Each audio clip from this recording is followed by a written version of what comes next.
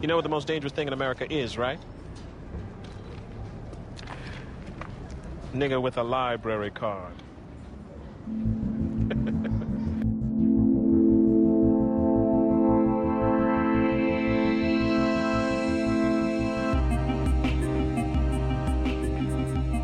This is the Most Dangerous Thing in America podcast, a show in which we read books by black authors, and they're talked about by a black author. And you can listen if you are black or not black, that is okay. This week on the podcast and next week, we're going to be talking about There's Always This Year on Basketball and Ascension by Hanif Abdurraqib. And before we get into that, let's talk about what we're going to be doing this summer in general. So yeah, this week and next week, going to read this book and talk about it. And then in July, going to read When Crack Was King by Donovan X. Ramsey, which is a nonfiction book. So that's 2 nonfiction books in a row. And then Smoke Kings by Jamal Mayfield on August 1st. And then Blood in the Garden. So Smoke Kings is a fiction book, novel. And then Blood in the Garden, nonfiction and about basketball. So we're making a basketball summer sandwich. We're starting with There's Always This Year, which is ostensibly about basketball, but we'll get into that. And then When Crack, the next thing in the sandwich is Crack, and then some Smoke, which makes sense. And then Blood in the Garden, so some more basketball after that. So this week though, right, we're talking about the first 3 parts of There's Always This Year, and we'll talk about the structure of the book in just a moment. But yeah, let's go ahead and introduce the author. Not that he's here with us, but just a general overview of who he is. It's Hanif Abdurraqib. I was telling a friend about him today who's into basketball who didn't know him. So you have to be either a book fan, a music fan, or a Twitter basketball fan, I think, to know who he is, but he's got a following in all of those worlds. And probably the book that put him on the radar, at least put him on my radar, was They Can't Kill Us Until They Kill Us. I believe it was put out by $2 Radio. And then the book that he's gotten, I think that led to him getting quite a bit of acclaim is A Little Devil in America, which I wasn't really aware of that book. But when I saw this one was coming out, I realized, I never did read They Can't Kill Us Until They Kill Us. So now I'm behind. And then I saw that he had actually done quite a bit of other work. So yeah, I'm behind. So that's Hanif Abdurraqib, well known in the basketball, poetry, indie book world, and the music world as well. This book, ostensibly, well, first of all, that's subtitle, right? On Ascension and basketball. So it's on both. Basketball, kind of a memoir of his life and times with basketball. And then the Ascension part, there are interludes in the book that deal with famous Ohio aviators. So that's one way we're talking about Ascension. Basketball, obviously. That's another way we're talking about Ascension. And then the third way, and there's probably more than 3, but at least one of the third ways is the idea of ascending through life, becoming a success and ascending, or the opposite of ascension, right? And the opposite of success. So yeah, the premise of the book is that it more or less follows Abdurraqib's journey from adolescence to adulthood, and that journey happens to coincide with the rise of LeBron James. And Abdurraqib is, in my mind, Columbus's most famous resident. He's from Columbus, Ohio, and then moved back there not too long ago. And obviously King James is from Akron. Arguments to be made, is he the best basketball player ever born in Akron? Because I believe Steph Curry was also born in Akron. So controversial takes already on the podcast. Okay, so the way we're going to do this, we're going to talk about the parts very briefly here. And then we'll talk about the style of the book and what the style means. And then we'll just talk about a few things that I did not know. So this won't be that long of a podcast. Usually when I do nonfiction podcasts, they're much longer. But this is nonfiction, but a memoir. I wasn't really sure how the book was styled. I wanted to go in blind. So I planned 2 podcasts because I thought I would need 2 podcasts. In actuality, probably could have just done one longer podcast, but here we are. Okay, so the parts we're going to be talking about today are titled Pregame, First Quarter, and Second Quarter. Okay, so that gives you already a little window into how the book is structured. But yeah, so pregame, it sets the tone of how the story is going to be told. I wouldn't say that there's a ton of information in terms of like it's not like a preface, right? That's not what's happening. So it's like an opening. He's a music guy. It's like an opening skit on an album where it's just kind of like, hey, this is the mood, and that's what we get. We get the mood. We get a very talkative style from Hanif Abdurraqib, and yeah, you kind of fall into the rhythm of the book, and then another piece of the structure falls into place as well, and that's that in each one of these sections, there's little subheadings with the minutes left in the quarter. So we count backwards from 12.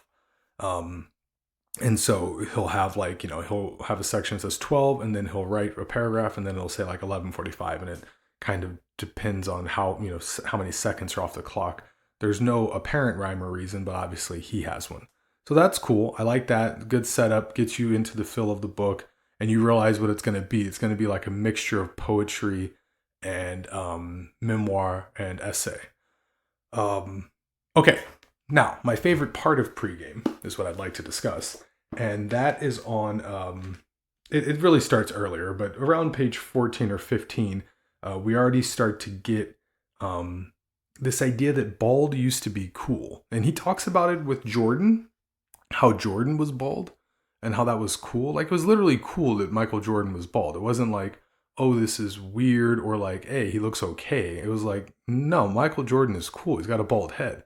So that one's obvious though. And, kind of in our collective memories, we kind of just think like, right, he went bald and he shaved his head. Kind of forgetting that it's a iconic look, I think. And I think Abdurraqib does a really great job of just pointing out like, yes, it's iconic, but it's also odd because, it's a radical look. It's not, there had been bald athletes before, and for a black person to be bald is like less radical looking than when a white person's bald for many, many reasons. But still, he was like the most famous, charismatic person in America and the world for a while, and he was bald. It's unusual. None of our presidents are bald, etc. Okay, but then the place where he really hammers it home is on page 14 or 15, where he's talking about the Fab Five. And I hadn't even thought about this, but Jalen Rose and Chris Webber was my favorite player growing up. And yeah, he shaved his head, he bicked it. He has a full head of hair. I mean, Chris Webber has a complete full head of hair. And then as Abdurraqib points out, Jalen Rose has a head of hair that is so pristine, including the edge up, that it's spawned there's probably a subreddit of Jalen Rose's hair. There's certainly a subreddit of Jalen Rose, I'm sure, but just his hair, I mean, it's next level stuff. But these guys, when they were 19 or whatever, is almost like the hockey playoff beard or something. They were like, all right, we're just shaving the dome. And they did it, and it was cool.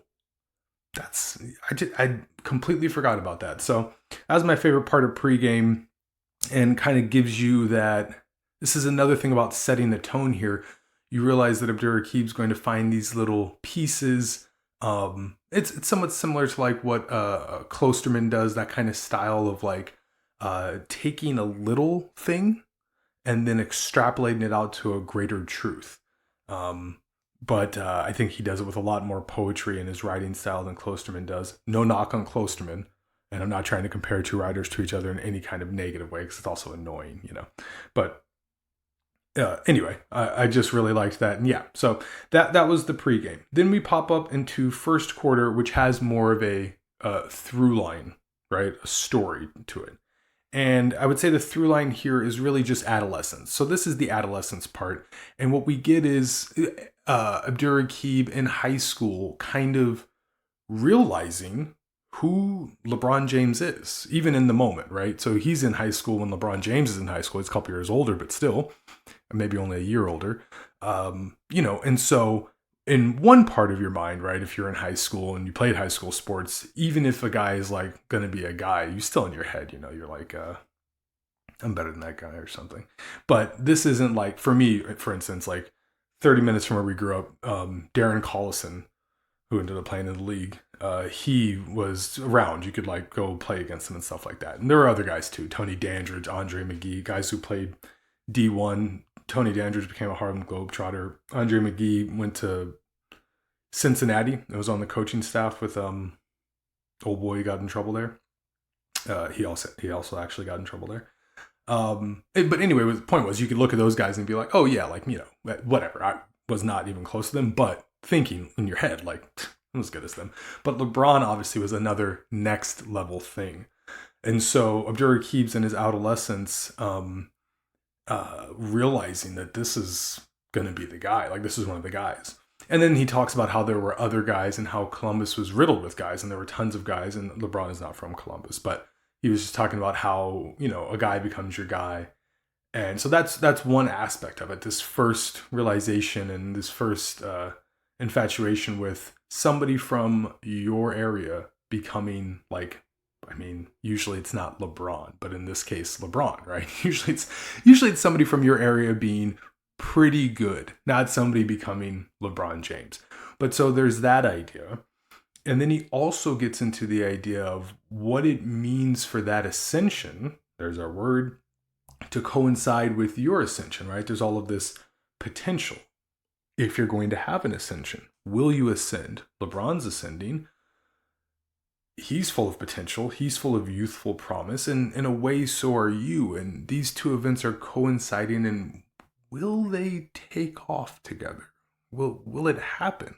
Or in fact, is only one of you ascending? Is that actually the case? So I would say that's the crux of the first quarter. And it's good, interesting chapter. I really enjoyed the intro to it, where he's talking about how they were coming to the city to play game day. St. Vincent St. Mary, which is LeBron's high school team. Everybody knows that if you like basketball. They were coming to Columbus to play a game, and tickets were crazy. And this was before the complete LeBron circus had started, but in Ohio, obviously, it had started. And so all different kinds of people coming to the game, you know, throughout Ohio, and coming to a part of Ohio, certainly to a part of Columbus they wouldn't normally go. And how they saw these shoes hanging on the telephone wire. And he weaves a very beautiful opening section about essentially curiosity seekers to the hood, in a way, right? They're there to watch LeBron, but they've come over to the other side, and then seeing a sign that they don't understand, and how that sign is a sign of love, and how they can't know that or relate to that, but they're over here watching LeBron. I won't read any of it because it's very, I tried to find an excerpt that would do it justice, but it won't work. You need to read it from top to bottom, from beginning to the end of that little section. You know, it goes from 12 minutes on the clock to whatever he takes it down to, maybe 11. And it's very well done, and I really just enjoyed it. But it does highlight another major theme of that section and this book is love. This idea of love. Abdurraqib he's obsessed with the concept of love, and specifically love for people who are oftentimes considered unlovable. And he goes out of his way to make a point of that. It's not just that he likes his, you know, he likes the hood where he's from, he likes the block, that kind of thing. It's not just that he likes it or he's proud of it, or like he's proud of it in a way that like you often hear in hip hop because it's like dangerous and all of this stuff. It's not about that. He's trying to highlight the point of like, he just loves it because he just loves the people, because he just loves them, because they're people and they're deserving of love. I really think that's like well, I mean, I don't think I know. It's a major point in the book of just, I love these people. And so you're going to get that reading this book. And it's really nice because there's always a qualifier. And here there is none. And I would say that's the strongest, most beautiful theme in the book.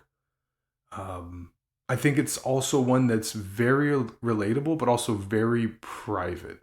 So it's relatable because we all love people where we're from, right? I guess not we all, but a good chunk of the population loves somebody in the place where they are from, right?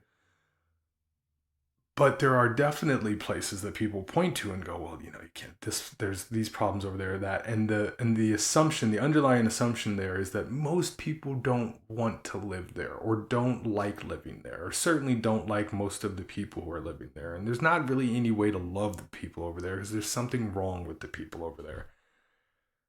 And that's the part that's unrelatable, because for anybody outside of these hoods, and I being one of them, like, many folks, most people won't be able to look in and see like, oh yeah, no, actually some people love it there, and they don't love the things that are bad about it. But, they could love that too, because there's things that are bad about the place you live as well. But they don't love the things that are bad about it that are exacerbated by external forces. It's not like they're in love with the idea of urban decay, right? That's not the point. But the point is, we're here. We were raised here. We're from here. We're all people here. All people here. We love ourselves. So it's a powerful message and an important message. And I think it's, among other themes in the book, Abdurraqib's like, not just the tone, not just the idea, not just a theme, but like a mission. It's a mission to push that love, and to do it in a way that's even different than hip hop. Hip hop has a lot of rappers loving about how they love their block. This is even different than that, because this isn't like, not that it's completely different, but it has one more layer to it, which is, it's completely unqualified love. There's no other thing about it. It's simply just love. So, yeah, I think that's a great piece in the book, a great piece of the book. Okay, moving on to the second quarter, which is then the last section we're going to talk about today. That's early adulthood and the rise of the king. In this case, we're talking about King James, and the fall of Hanif. In this case, we're talking about the author, Hanif Abdurraqib. And yeah, that's now we get our first instance of our favorite word from college, juxtaposition. Hanif is fallen on some hard times, and LeBron James is very much ascending to the top. And when I say ascending to the top, we kind of jump a little bit back and forth in time here.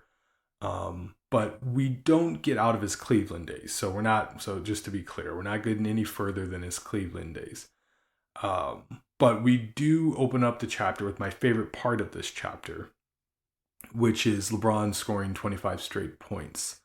It doesn't quite open up the chapter, but it's whatever. It's in this chapter. The reason I love this is that, and this is another thing that runs throughout the book, is this idea of when a star belongs to you because you knew about him before anybody else knew about him, right? And there's that special like extra thing.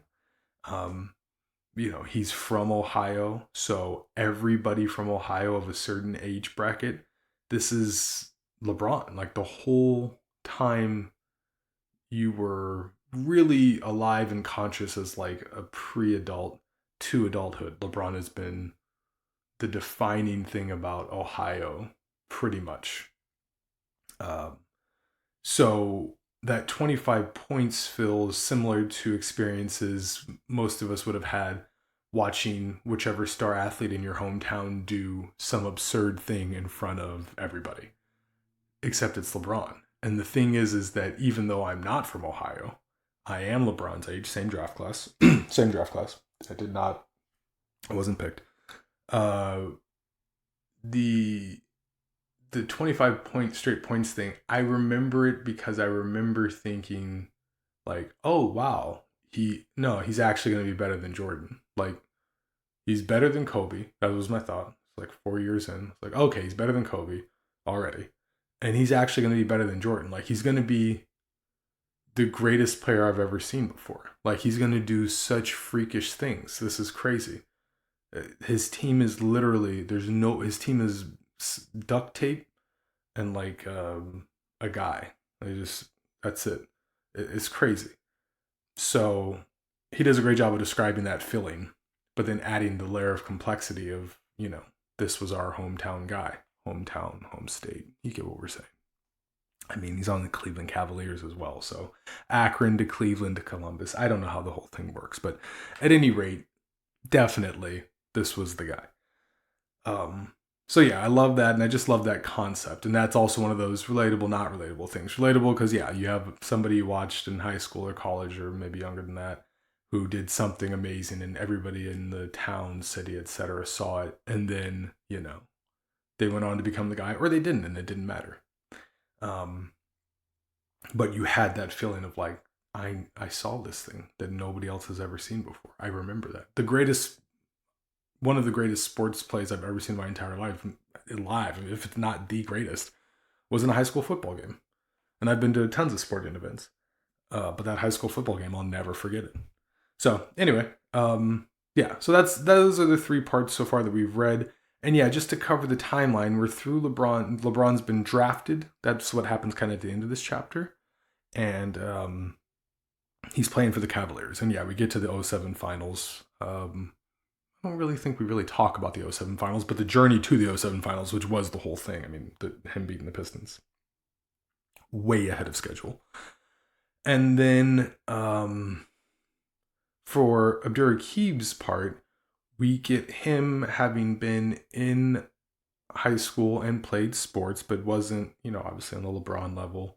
Otherwise, we would know his name otherwise. Dealing with loss, his mother, and then having kind of a tumultuous relationship with his father in early adulthood. That comes out in second quarter. These details are obscured and also interwoven with the LeBron story. So it's difficult to like say these 2 things are happening at once. But by the end of chapter 2, Abdurraqib has been evicted from his apartment. He's unhoused. He's struggling. And he's still in Columbus. And meanwhile, LeBron is becoming the king. So these 2 are at opposite ends of the spectrum, to say the least. And then, yeah, we'll see how the story goes in the 3rd and 4th quarter. Obviously, we know that both of them end up becoming successes. LeBron's doing pretty good. Although I will say, he did not become, in my opinion, the greatest basketball player of all time, but that's a different kind of podcast. And then Abdurraqib is a successful author, so it worked out there too. So I wonder how the 3rd and 4th quarter is going to go. Is it about one person just, I guess maybe the plane dipping, because but then Abdurraqib's, his plane is dipped now, hasn't nose dove yet, but maybe he gets lower. And then LeBron did have a period there in Miami where right? He kind of became the villain, didn't look like he was loving it, all this stuff. And then he comes back to Cleveland, the redemption story. So maybe LeBron's redemption and Abdurraqib's redemption will line up. That Cleveland championship was 2016, right? 2016? Or is it 2015? Maybe 2015. So is that too early? I don't know. We'll see. Interested to see, and that'll be next week on the pod. Okay, last 2 things before we get out of here. The style. So the style of the book in general. So I've described most of it, right? So it's obviously split up into pregame, 1st quarter, 2nd quarter, 3rd quarter, 4th quarter. We've got the minute countdown aspect of it. We have sections that are written as like poems, like literal poems. They're italicized and set. The typeset is different, and they're also indented all the way to the right or all the way to the left, like that. So it's very stylistically different. We have things like that. We have like pages with interludes where like he's talking about basketball movies, and one of them is Above the Rim, and the words are set completely apart and, very much looks like a collage. And that's how I would describe the entire book. It's like it's a collage of literary styles. And because of that, and in general, I would do this, I'm going to refrain from passing judgment until I can see the whole picture come into focus, because right now, I've enjoyed aspects of the book. I think it's interesting. I think the writing is strong. But I do have a couple of issues, and I guess I'll just get into that next, which is things I did not know. And this is the dumbest issue, and it's my fault for going in blind. But I thought there'd be more basketball. Right? And it's just an asshole thing to say. I thought there'd be more basketball. It's the kind of thing like if you could imagine you go to a book signing and Hanif Abdurraqib is sitting there and you go up and you're like, thought there'd be more basketball in a good book though, and you just be like, get the fuck out of here. What's wrong with you? Probably not. He'd probably be very gracious or whatever, or just be like, what? At any rate, I thought there was going to be more basketball. I thought it was really about him like playing basketball and then also kind of basketball happening in parallel with that because I know he follows the league closely. But there's really very little about him playing basketball. There's stuff. There's meditations on his jump shot and the fact that his father did not have a jump shot. Another quick note about his father. I really like the description of his father enjoying meals and sweating when eating. Very relatable. Big food sweat guy. Depending on the food. Anyway. Okay, so that was in a section I had called I Did Not Know That, which was I did not know that there would be not so much basketball about the author, but again, not a real complaint.